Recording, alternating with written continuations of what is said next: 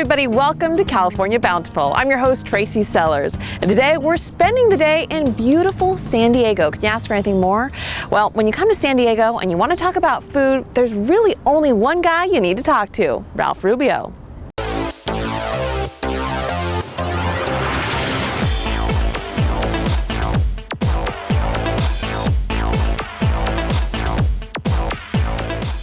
California is known for being a trendsetter in the world of food, but the culinary landscape of the state was drastically different in the early 1980s. Casual eateries were made up predominantly of burgers, fries, and pizza. Then along came Ralph Rubio, and a fateful decision he made in the early 80s not to stay home at San Diego State and study during his spring break, but rather to go to Baja California to surf and eat. We got in my Honda station wagon, loaded our boards and our tents up, and we just powered it down 24 hours. We didn't stop. So the first thing we did, we pulled into this little fishing village. It takes 5 hours to get there from San Diego. We all caravan down early in the morning, and we get there. Fish taco stands are just opening up, and I had my first fish taco. You could buy them for $1 back then. And so probably 10 in the morning, I took a bite of my first fish taco. I fell in love, and we kept going back. I traveled through Mexico and Baja repeatedly after that. I just fell in love with Baja.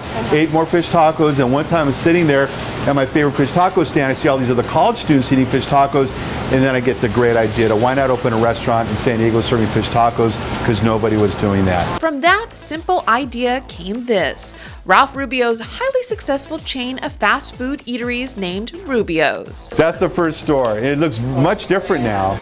Ralph first introduced the idea of fish tacos to his hometown of San Diego in 1983, and then to the rest of the country, and now we're all eating up his idea. Now, when your friend first told you about these fish tacos, I mean, they weren't around. What did you think? Ignorance is bliss, because I didn't realize what a marketing challenge fish tacos would be, because still to this day, a lot of people think the idea of a fish taco is a weird idea. And to me, it's not. But to them, sometimes we have to have friends and family just dragging them in, their friends and family in, to try their first fish taco. But once they try it, invariably they fall in love. Yes. Because it's delicious. But just kind of, they picture like a whole fish, like a red snapper with the head and the tail in a tortilla, and they just don't. Like they don't go exactly with the bone in and all. They just no.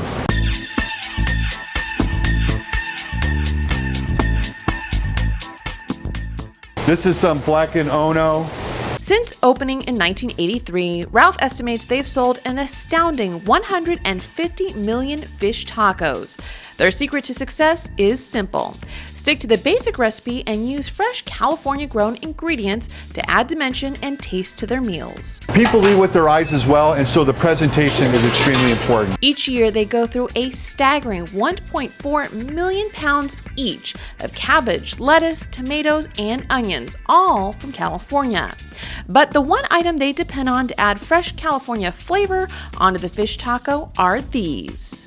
Oh, Haas avocados, we can't forget. We use so many avocados at Rubio's. Let's taste. Very good. But we use about 2.6 million pounds of avocados a year. So we use a lot of guacamole, and we also use a lot of sliced avocados. And the sliced avocados really make our salads look a lot more beautiful and a lot tastier. And then, of course, guacamole just makes everything taste better. So. In fact, not far from Rubio's headquarters, San Diego and Ventura counties are known for their lush avocado orchards. California farmers produce about 90% of the nation's total avocado crop, and that includes farmers like Mark and Linda Bruce of Simi Valley. Today, the couple has nearly 8,500 avocado trees that have come to mean more to the couple than they ever could have imagined. We like to think that we have 8,500 employees working for us here at the facility. We hire them on when we plant them, and they're going to be with us for 30 to 40 years. They're like, my husband calls them their employees, but they're kind of like my babies, and anytime anything happens to them, you feel horrible.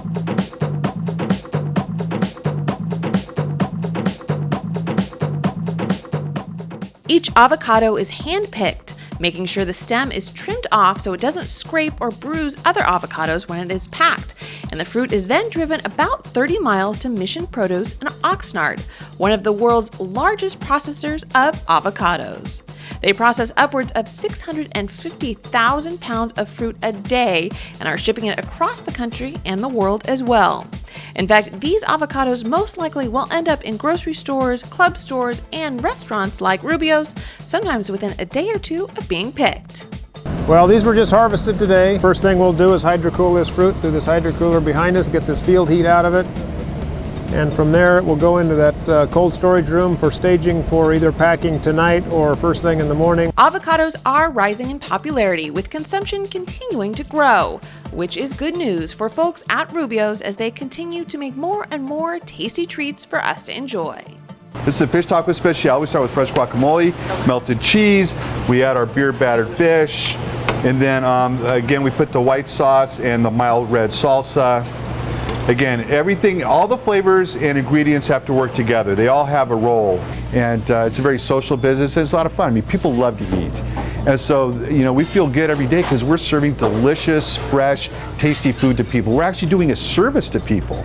Our food is that good. So when you come into a store like this, 30 years later, I mean, what do you think? Is this amazing to you? It is. I'm really blessed. I really appreciate it because it's been a lot of fun. It's been a lot of hard work, and we're not done yet. I mean, Rubio's has grown from that one restaurant into we're almost 200 restaurants in 5 states. Wow. My son just graduated from college.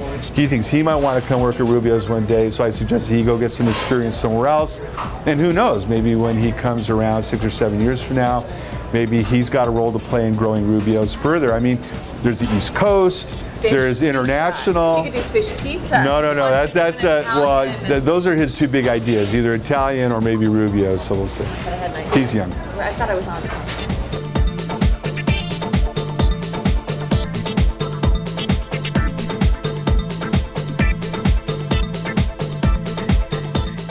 Speaking of fish tacos, you know who makes a really good one? Well, it's our buddy, Chef Ben Mattman at the JW Marriott in San Francisco.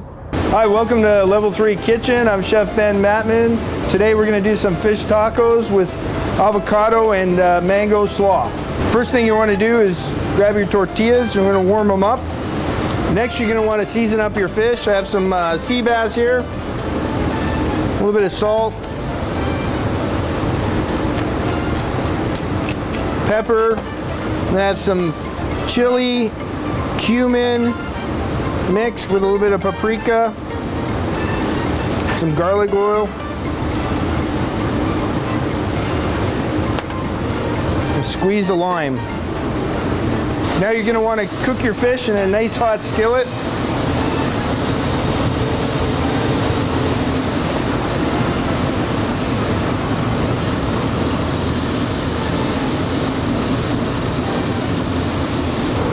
You're going to flip over the fish. Give a nice sear on the other side.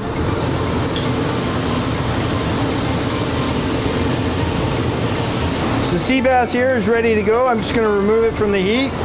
Other fishes you could use, mahi works great. When halibut's in season, I like to use fresh local halibut as well. Now I'm going to toss up the slaw. We have some nice fine shaved cabbage, just regular white cabbage, some julienne of mango, some red onion, and cilantro.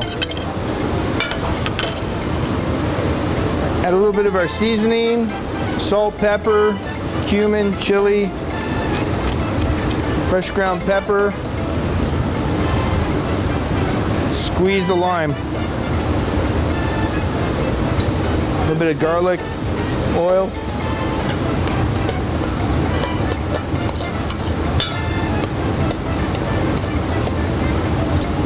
I'm going to slice up some fresh avocado. Now we're ready to assemble. Grab your warm tortillas. Lay them out. I like to do stacks of 2.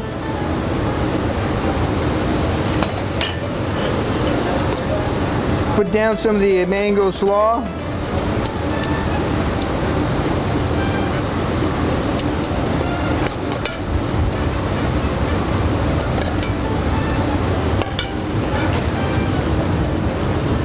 A nice wedge of avocado.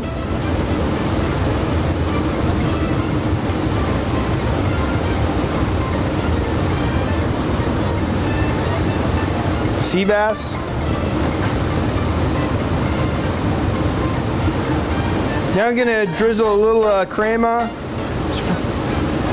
With this crema is infused with a little chipotle, lime, and cilantro. Come to level 3 and try our fish tacos with mango slaw. If you want to make that recipe at home, you can find out all the details at our website, californiabountiful.com. And stay with us because there's a lot more California Bountiful still to come. Closed captioning of California Bountiful is provided by Agriculture Liquid Fertilizers. Producing better crops with better fertilizers, it's better for California.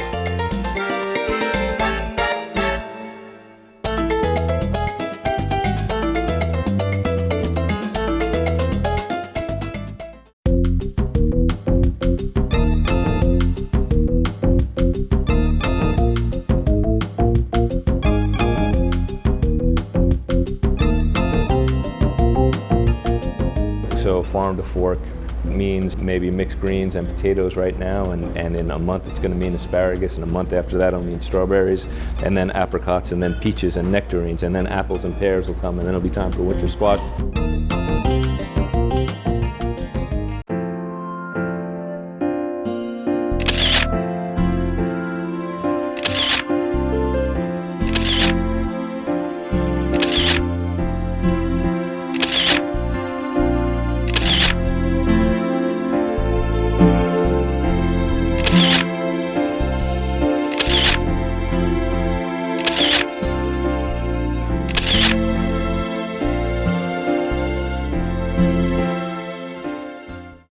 Hi, my name is John Ledbetter.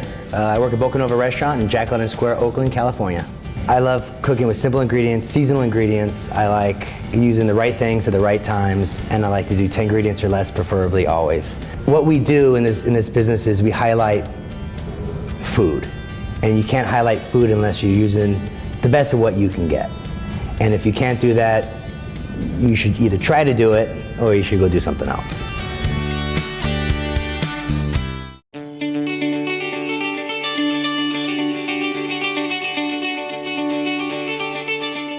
So today we're at the downtown Sacramento Farmers Market, and we are with my good friend, Timmerie Hagenberger. She is a registered dietitian and the nutrition professor. And she's going to tell us what to pick out for good nutrition at our farmers market, and berries specifically. Yes. Berries cannot be missed. They are phenomenal fruits. They're actually, don't tell anybody, but they're the best fruits. It's a secret. It's a secret. Best fruits in the world for you. Don't tell anyone. Well, tell everyone, because this is so important. So berries, strawberries in particular, have a whole host of vitamins and minerals, plus these phytonutrients, and they're like little phyto, think fight. Okay, phyto means plants, but phyto, think fight, fighting disease in our bodies. Heart disease, cancer, diabetes. They're phenomenal. Now, when you choose strawberries, you want to make sure that they're as red as they can be, because they don't ripen any more than they will once they're picked. You don't want any soft spots or blemishes if possible, and you want to zoom them right home, no hot cars. And you gave me an interesting fun fact about strawberries with the seeds. Tell us that. So this is the only fruit that has the seeds on the outside and it's hollow in the middle. So we're continuing on our berry bonanza of phytonutrients. So now raspberries. Why should we be eating raspberries, Timmerie? Oh my gosh, raspberries are wonderful. Look at all of the skin. See, each of these little tiny bumps have skin around them, and the skin means fiber. And fiber means less diabetes. Okay. It means better blood sugar control. It means less heart disease. And these are just gems. Look at them. And the color is important, right? Color is important, because whenever you see color, you know phytonutrients. Did you see that? Oh. And they are sweet treats, but they're nature's candy. They are, really and they're so sweet. You don't need to add any sugar or anything. No. They're just great like this, right? Absolutely, absolutely. So when you pick them, you want to make sure that they don't have any mold, because they're very susceptible to moisture. Get little crevices. Exactly, they can. And so you want to be careful with them as far as choosing them, and we'll show you in the kitchen what to do with them, but you can pop them right in the freezer. Okay? You can. But these, all berries, so raspberries, blackberries, black raspberries, blueberries, we talked about strawberries, all of these should be eaten every single day. So we just came home from the market, we've got our berries, and Timmery has a great idea on how to use them. Yes, so we're going to do a salad, and we're going to use berries twice in the salad. Oh. We're going to do a dressing, and Okay. I call it my ruby dressing because you'll see the color is gorgeous. So we have raspberries and strawberries, and all we've done is we've rinsed them and we've just roughly chopped the strawberries. Okay. And everything's going to go into the blender. Okay, excellent. So Easy. let's start. So let's take this lid, and we have half a cup of each of the berries. Oh, okay, of each. And then we have, for sweetness, remember we're using whole foods, so dates. And we had those soaking, okay, and we put that water in Just there. a little water. Just a little water. And then we have, for the acidity, white wine vinegar. Oh, okay. Okay. And then we have some mustard, and mustard is an emulsifier. It'll keep it all mixed up. Okay, we have some Dijon in there. And then we have chia, and we have black chia and white chia. I didn't even know there was a difference. I didn't know there was two. There are, and for this, we probably want to use the white so that it doesn't color-wise. Okay. So here's just a small amount, a couple teaspoons of chia, and that will super thicken. healthy. Yes, and that will thicken this dressing without, what are we missing here that most dressings have? Fat. Yes, Oil. we don't need the oil. So we'll do a little pinch of salt. Teeny bit, okay. And a little pinch of pepper, black Okay, pepper. just a little seasoning. And that is it. So now we just blend this baby up.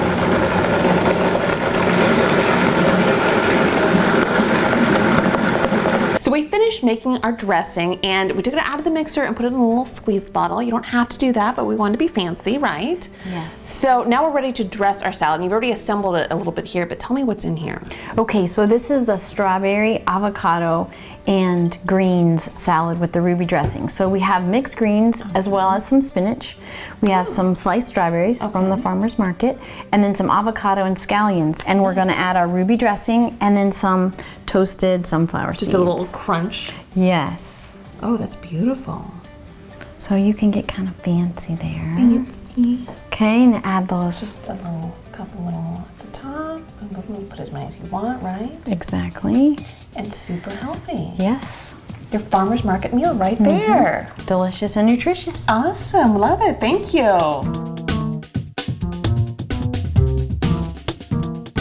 And stay with us because there's a lot more California Bountiful coming up.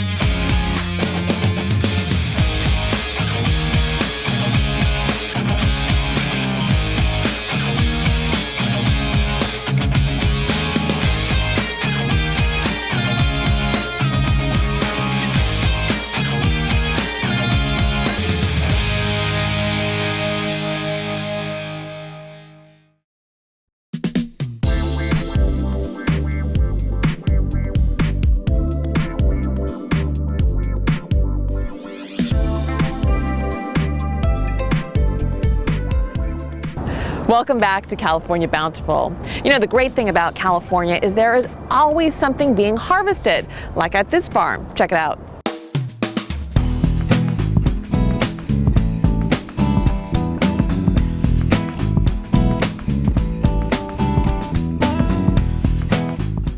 One of of the best parts of my job is getting to go all over the state and eat at some pretty great restaurants. But when I come to Carmel, there's only one place to go. Come on, let's go eat.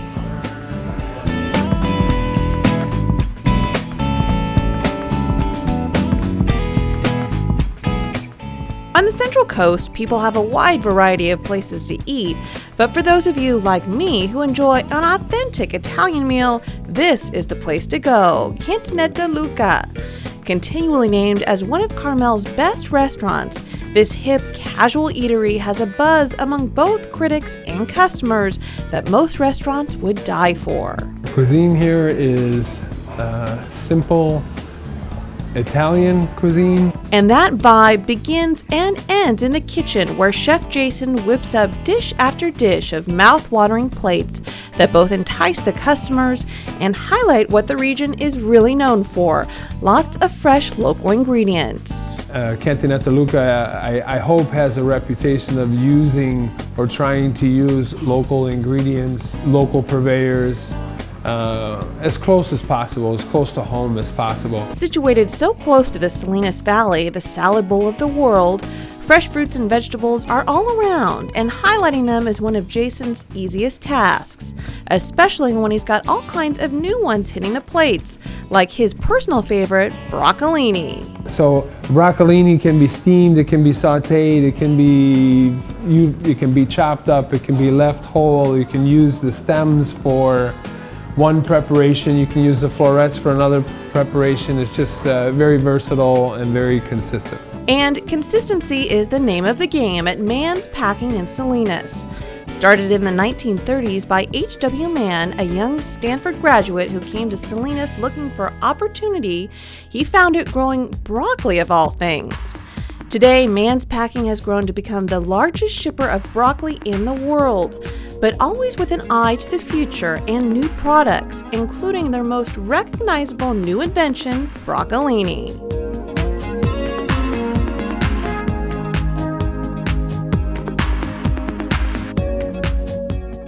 While it may just look like a skinny piece of undersized broccoli, broccolini is in fact packed full of vitamins, 100% edible, and has a sweet, peppery taste that is creating a buzz in kitchens all across the country.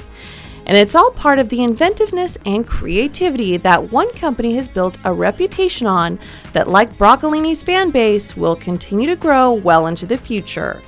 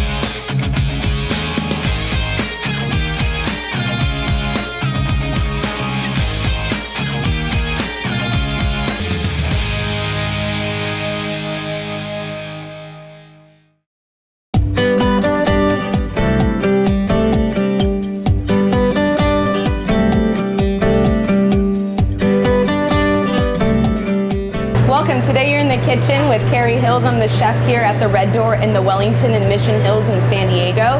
Today I'll be demoing for you one of our favorites here on our lunch menu. It's a garden kale salad with chard. It's packed with protein and a lot of flavor. Easy for you to replicate this at home as well. So I'm gonna go ahead and add the ingredients into the bowl and just show you how we toss it and put it together for you. You can go online and get the recipes if you'd like. So right here we have some marinated red onions, some toasted papita seeds, cherry tomato. You can use whatever tomato that's local to you. California avocados. This is a Euphoria cheese. You can use whatever type of cheese you really like, a Gouda, a goat cheese, a Parmesan cheese.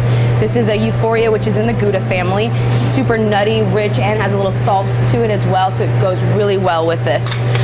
This is some just chiffonade of kale and chard that's grew from the garden.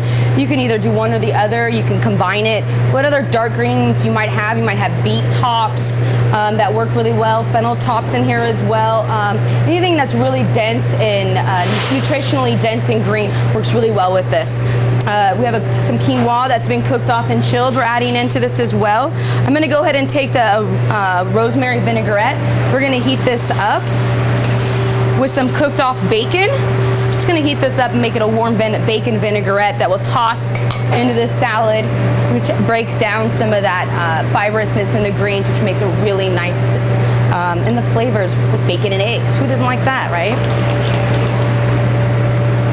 Here we go now. Heat that up. I'm also going to hit this salad with a little bit of pepper. I have enough salt in the salad from the cheese and the bacon, so I don't need to add any more, but I do want a little bit of pepper just to brighten it up. If you have a lot of fresh citrus laying around, squeeze some fresh citrus in there as well, just to help bloom the flavors. Very nice. I'm just going to toss this together. I'm not going to toss the egg in there. It's going to fall apart if I did that. So I'm going to leave it whole kind of as a garnish piece as well. So here we have a beautiful salad. This salad travels really well too, so you can even toss it or layer it like in a mason jar, take it on a picnic. And you can sub out some of the flavors so it's seasonal, like what we do here in the winter, we put apricots in it or cranberries instead of having the avocado and tomato. So, don't lock yourself into flavors if you don't have them. Keep it fresh, keep it seasonal, and that's the most important thing to have a really wonderful meal. Hope you enjoy this. Voila, thank you.